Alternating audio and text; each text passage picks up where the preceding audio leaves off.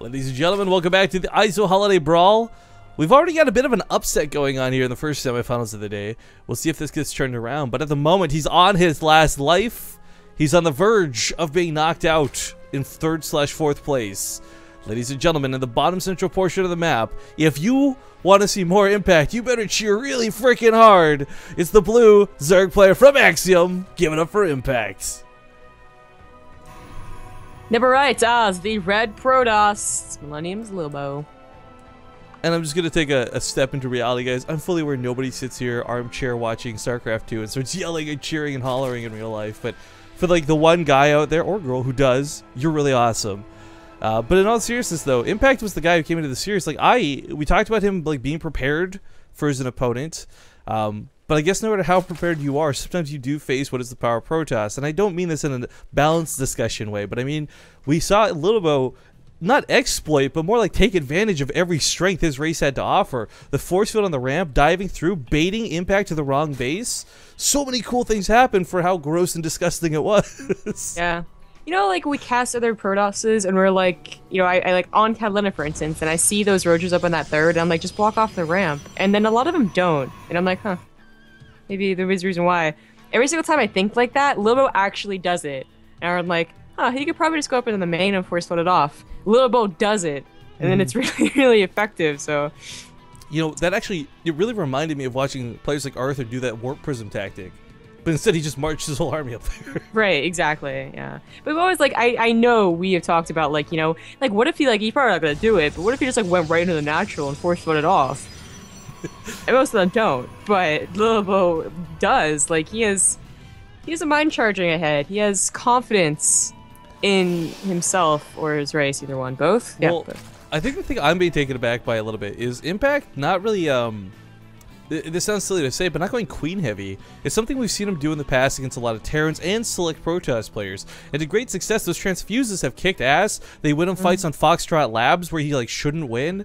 I mean, Impact, I don't know, feels like it's not fully his best day, I guess to say. Yeah.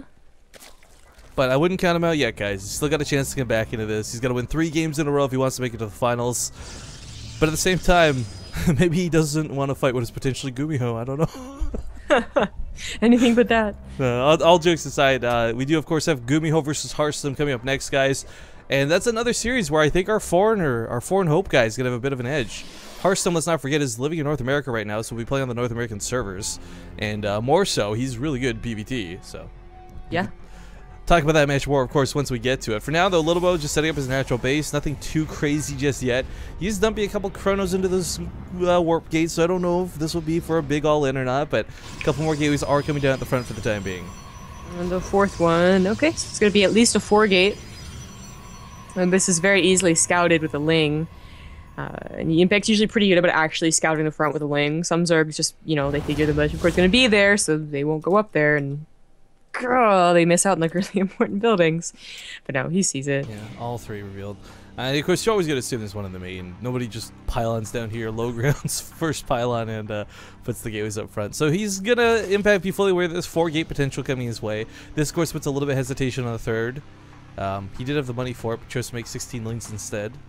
Oh, wow. Really looking to deny the pylon here, which is a very, like, it's just kind of easy. Move. Yeah, I was going to go with Eevee, but definitely important move to just stopping a 4-gate or any all-in really just right in its tracks. If you have to warp in from your base, it's so much less powerful.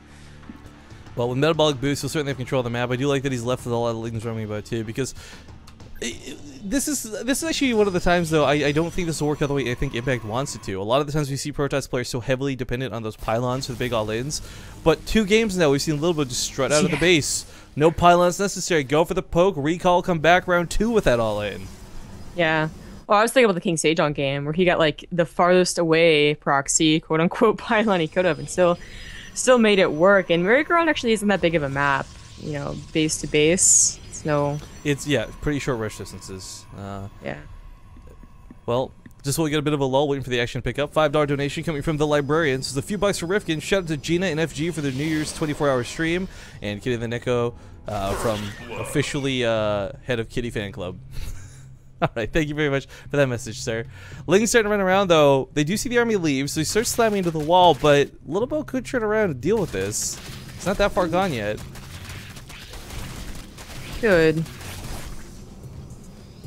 Okay, well, I mean, he forced a couple of reinforcements back there, which is always nice, and he will be able to have, like, a back attack that can take care of the pylons that are going to go down, although, like you said, he just pushes out with a probe. Yeah, this is actually, I really don't know any other Protoss players I can think of that do this. This is such a unique to Lilbow type move, but when you think about it, objectively speaking, it's not that big of a deal, yet it works quite well. I didn't realize this is off of one gas, but he slaps down all 3 gases, so obviously he's like, you know, it is a dedicated attack, and if it was just like completely like shoved aside, that is bad, but, you know, if he can recall most of the sentries with the zealots out, then it's actually pretty good no matter what. Not a lot of force fields necessary. One more to lock in those roaches. The Zealot's going to try and shred them to bits. Sentries are going to get picked off at the backside. It's a little unfortunate, but he doesn't go for the recall. He's feeling confident in his position. The roaches are slow he can't off lose the militia corps, though. Will he, though? I mean... Okay, actually. The Zealots are pretty dangerous on that front line. This is going poorly for Impact very quickly. Those force fields were so nicely placed. Another queen goes down. Mothership Corps just barely lives through all of this. God. It's okay. He's good. No recall necessary. He's gonna walk home. Yeah, he even saves a sentry. Let's look at that one. Okay. Well, he's going into a forge and a Twilight Council? Huh. Followed up with standard Blink Stalkers. I mean... Yeah, but Blink Stalker all in or like a third? Which is like my question right now. So Impact gave chase for this, and in the process of doing so started droning up. I actually kind of like that move. He knows he's not going to kill Lilbow with this attack, but the idea is that it stops Lilbow from attacking, giving Impact that breathing room to get the lair, to get those drones out. But the problem is he has to trade this out as best he can, because these roaches are going to die. So picks off a couple of sentries on the right side. Starting to actually weed out a lot of those zealots now. There's only sentries remaining. This mothership core, the damage from above won't be stopped. So I mean, Lilbow's not in danger of dying, but he's in danger of taking too much damage. Yeah. He still saved all of the sentries, but yeah, there was a lot of zealots that went down there. I think with the Corona boost, it is going to be a Blink Stalker line after this. Yeah, okay, 2 gateways are also still down. All right, that makes sense. I think Impact knows this, though. He hasn't gotten a good eye on the Twilight Council. No, we did, just barely. I guess that Overlord ducked in there. So just seeing the Twilight Council is enough, I think, for him. Well, and the 2 gateways. Well, I like that he went for Burrow. I think that's a really good move because we always see that shut down like a lot of all-ins. But at the same time, this layer, like, I'm not sure I love the positioning on this. I feel like this is so vulnerable out here. Oh, yeah, I don't like the third position either. But yeah, I love the Burrow. That's like, you know, he sees the gateways, he sees the Twilight Council. Definitely get Burrow, but it is a third. I don't know how heavily he'll, like, you know, probe this up. Maybe he'll still do an attack and have this kind of, like, you know, just not mining. Or maybe he is actually just going to expand off of this. Expanding wouldn't be a bad idea. The fact that he started his forge so late means the +2, even if fully chronoed out, will be really delayed. And Blink Stalker +1 just really doesn't have that same kick to it. Because you're not going for those upgrades because you want the bonus damage versus armor. You need the base damage increase to shoot the Lings, to shoot the Queens, to shoot the Hydralisks. It's true. Oh, these poor roaches don't quite have speed just yet, so they're going to waddle to their death. Oh, but the Burrow! Burrow. Surprise. Yeah, this might alert him to get a bit of a faster robo, though. That's like one thing he is missing out on as a detection. He was mindful of getting a cannon, you know, just for pure defense, but of course, if that goes down, that is his only detection. Yeah. I was really expecting to see a Hydralisk then come out, by the way, with his layer tech. I don't think Roach Speed was a bad choice, but I mean, knowing that it's been gateway after gateway after gateway attack, I'm really surprised we didn't see Impact put more emphasis on Hydralisk. But the Roach attack on the other side of the map is going to have to deal with these Zealots. They should be able to kite them away a little bit, but how much attention can Impact dedicate to this side of the field when there's a big Protoss army with a lot of forces right aside of his base? Okay for the Concave to start. Blink Stalker's starting to make sure they don't take that damage as they blink backwards before the shields expire. And Impact, he's still got a lot of units. I'll give him that much. Yeah. But it was like, yeah, that was like a pressure, right? Like, okay, he doesn't have that many probes, and it's not really a mining third, but it is a third, and if he can go back and get some good defensive position, he can hold on versus just roaches. And in fact, takes a rather good force field. Oh, actually, I thought I was going to get more roaches to blink forward, but still is going to be able to go home. That's what's important.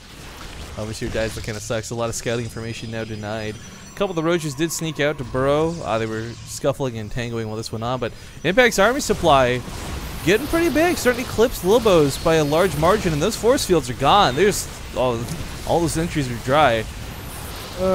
Time warp or cannon? Oh, there we go. There's the cannons.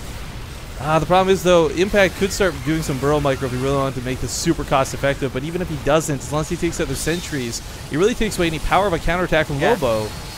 Yeah, it is about those sentries. But he made the same, like, you know, move on Overgrowth. I think it's a little bit different. He's taking on more of the army, and the game obviously started a little bit different.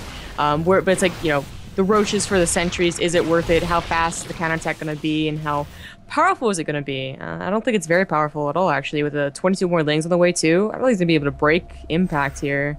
I do kind of wish Impact would burrow his roaches and heal him up, though. A lot of these guys are in the red, and it's kind of scary. He lost his counterattack potential. I think that was the biggest thing. Those 5 roaches over here were, you know, they were forcing Warpins at home defensively. They forced Lilbow to pay a little bit more attention away from the other side of the map, and I think that's why Impact was able to chase him back so easily.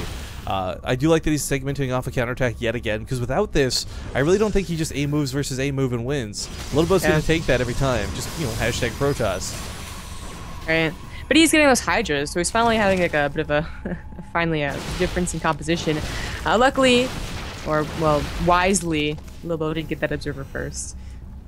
Well, there's the Hydralisk then we've been waiting on for so long. It's not like it's not as simple as just slapping this down. The Hydralisks themselves are pretty expensive. You need a decent amount of roaches or lings in front of them to kind of buffer their health, become an extension of that Hydralisk.